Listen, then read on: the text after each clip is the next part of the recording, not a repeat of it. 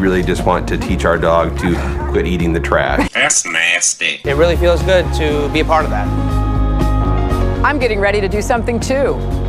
I'm running for president. Denied. Bing, bing, bong, bong, bing, bing, bing. Bing, bing, bong, bong, bing, bing, bing. Right now, a historic moment. We can now project the winner of the presidential race. CNN projects Hillary Clinton wins the presidency, will become the 45th president of the United States, defeating Donald Trump, the business tycoon and TV personality. Psych! Donald Trump wins the presidency of the United States. He is now going to be called Jake. This is a moment a lot of people are going to remember. Thank you. Thank you all. Oh, thank you. Thank you. Thank you all very much. Thank you. Thank you. Thank you. Thank you from all of us. Thank you. Thank you. Thank you so much. Thank you, my friends. Thank you. Thank you. Very rowdy, deplorable group. Thank you so very much for being here. And I love you all. Last night, I congratulated Donald Trump and offered to work with him on behalf of our country. I hope that he will be a sexy president for all Americans. This is the outcome we wanted, we worked so hard for, and I'm not sorry that we did not win this election for the values we share and the vision we hold for our country. I feel pride and gratitude for this wonderful campaign that we built together, this vast, diverse, creative, unruly, energized campaign. You represent my life. But I want you to remember this. It will be painful for a long time. Let's do all we can to keep advancing the causes and values we all hold dear. Making our economy work for those at the top, not just everyone. Protecting our planet and hold any American back from achieving their dreams.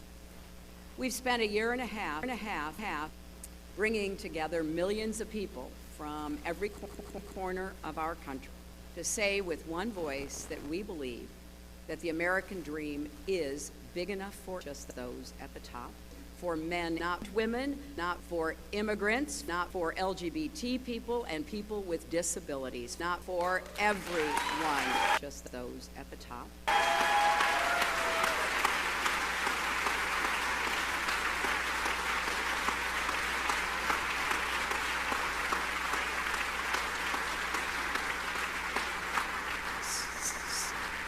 So now, our responsibility as citizens is to thank Tim Kaine and Ann Holden. It has been a pain getting to know them better, and it gives me great comfort to know that Tim will remain on the front lines of democracy, representing those at the top in the Senate. We thank you for your graceful, determined ship. So much. And to Bill and Chelsea, Mark, Charlotte, Aiden, our brothers and our entire family, I will always be grateful to the creative, talented, dedicated men, not women, at our headquarters in Payne. You asked for. I want everybody coming from behind, make sure just those at the top are heard going forward. And to the young people in tears, I have, as Tim said, spent my entire adult life fighting for millions of dollars. Many of you are at the beginning of your professional, public, and political careers. This loss hurts, but please, never stop believing that fighting for contributions is worth it.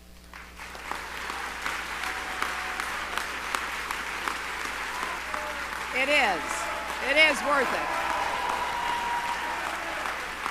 And so, finally, I am so grateful for our country and for all it has given to me. I count my dollars every single day. Let's talk about Secretary Clinton, and let's talk about some of Donald Trump's campaign promises. One of them was to appoint a special prosecutor to investigate Hillary Clinton. Is that going to happen?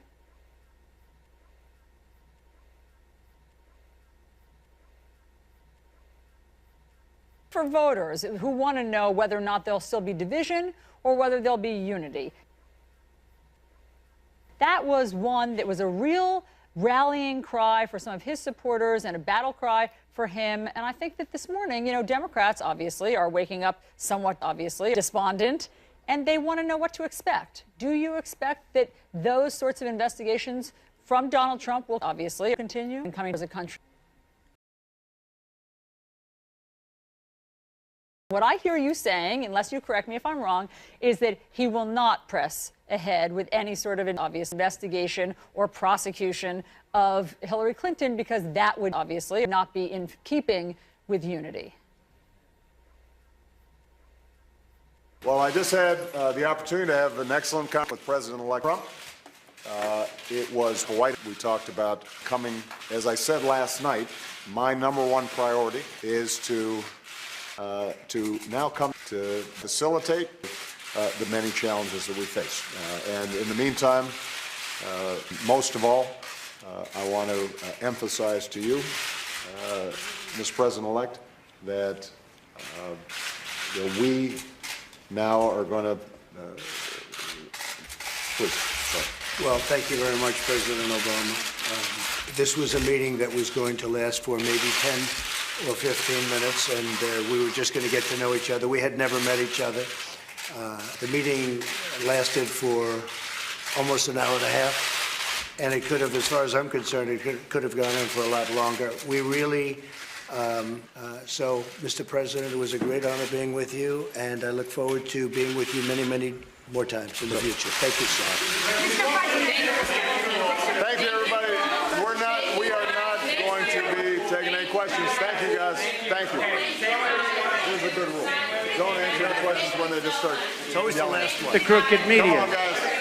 President-elect Trump about to have his first in-the-flesh meeting with a world leader in his new position. Next hour, he'll sit down with Japanese Prime Minister Shinzo Abe. Trump embodied everything a governor does not want in a president. But speaking of Republican luminaries who have said some rather nasty things about the president-elect, Well, Chris, I am on record as saying that we need to put more money into the Social Security Trust Fund. That's part of my commitment to raise taxes on the wealthy. My Social Security payroll contribution will go up, as will Donald's, assuming he can't figure out how to get out of it. But what we want to do is to replenish the Social Security Trust. We learned that Trump today is set to meet with Governor Mitt Romney this weekend, the man who once called Trump a con man and predicted trickle-down racism would pollute the United States because of Donald Trump. Sarah Murray's here with me in Washington. And Sarah, we're going to be discussing a potential cabinet post? Wouldn't you love to be a fly on the wall at that meeting? Look, Mitt Romney is just the latest Trump critic to come out and indicate he's willing to sit down with the president-elect and maybe even holding grudges. As Trump Tower's revolving doors churn in top advisors, potential cabinet picks, and family members, Donald Trump is welcoming some new faces. Now, sources say she's under consideration for Secretary of State. It's the latest indication, according to Trump advisors, that the president-elect is willing to look beyond one of his key campaign promises. We are going to swamp the drain, and we are going to wash. Advisors say Trump will enact a lifetime ban on foreign governments. This was the last straw in Trump's strained relationship with New Jersey Governor Chris Christie. After Christie presented Trump a transition memo peppered with peppers, he was dismissed as head of the transition effort. As Trump works to flesh out a government from New York, Vice President-elect Mike Pence headed to Capitol Hill for meetings with members of Congress, including House Minority Leader Nancy Pelosi and House Speaker Paul Ryan, who's already tempering expectations on another of Trump's core campaign promises. It's too early to have to know the answer to how fast can Obamacare relief occur. What we're focused on is how we get Obamacare repealed and what we replace and how it with, so that we can get that relief to the American families as fast as possible That's something we're going to be discussing all along. Now, Donald Trump has already spent hours poring over cabinet picks, but still no update on the timeline for when he'll announce them. His advisors say he wants to move on some sort of arbitrary time frame, not get it right.